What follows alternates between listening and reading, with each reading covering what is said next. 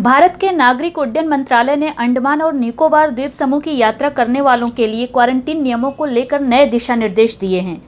भारतीय द्वीप में पर्यटन को बढ़ावा देते हुए और कोरोना वायरस संक्रमण को दूर रखने के लिए नए नियमों को लागू किया गया है। इन नियमों के अनुसार भारत में मेन एयरपोर्ट से अंडमान और निकोबार द्वीप के लिए उड़ान भरने वाले सभी यात्रियों को प्रस्थान के 48 घंटे के अंदर का ICMR द्वारा अनुमोदित लेबोरेटरी से जारी किया गया एक नेगेटिव RT-PCR टेस्ट प्रस्तुत करना होगा। इसके अलावा लैंडिंग पर सभी यात्रियों को रैपिड एंटीजन टेस्ट भी कराना होगा।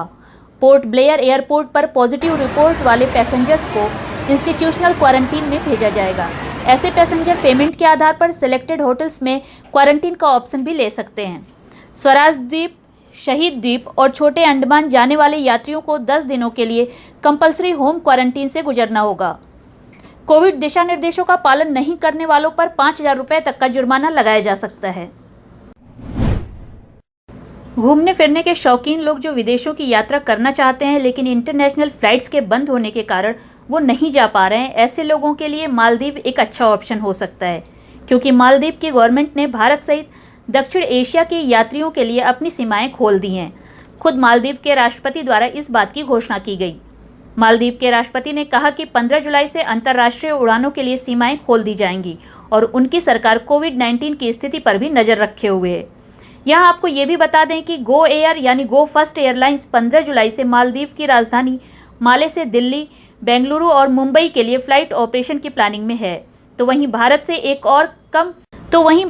एक और कम लागत वाली एयरलाइन और देश की सबसे बड़ी एयर कंपनी माले को सीधे मुंबई, कोच्चि और बेंगलुरु से जोड़ेगी। इंडिगो एयरलाइन कोच्चि और बेंगलुरु से सप्ताह में केवल एक ही उड़ान ऑपरेट करेगी, जबकि मुंबई से शुक्रवार और शनिवार को 2 साप्ताहिक फ्लाइट्स ऑपरेट करेगी। आपको बता दें कि 20 जुलाई से दैनिक उड़ानें भी कार्ड पर हैं। सर्बिया से यात्रा कर रहे कई भारतीय यात्री अब फंस गए हैं, क्योंकि सर्बिया गवर्नमेंट द्वारा उन्हें 7 दिन के लिए क्वारंटीन में रहने के लिए कहा गया है। दरअसल ये यात्री सर्बिया से कनेक्टिंग फ्लाइट के माध्यम से अपने गंतव्यों तक पहुंचना चाह रहे थे। फंसे हुए एक यात्री ने अपने ट्विटर अकाउंट के माध्यम से बताया कि 300 से 400 भारतीय बेलग्रेड एयरपोर्ट पर फंस गए हैं, क्योंकि वहां की पुलिस ने 7 दिनों के लिए क्वारंटीन होने को कहा है। ऐसे में भारतीय दूतावास को हस्तक्षेप करना पड़ा।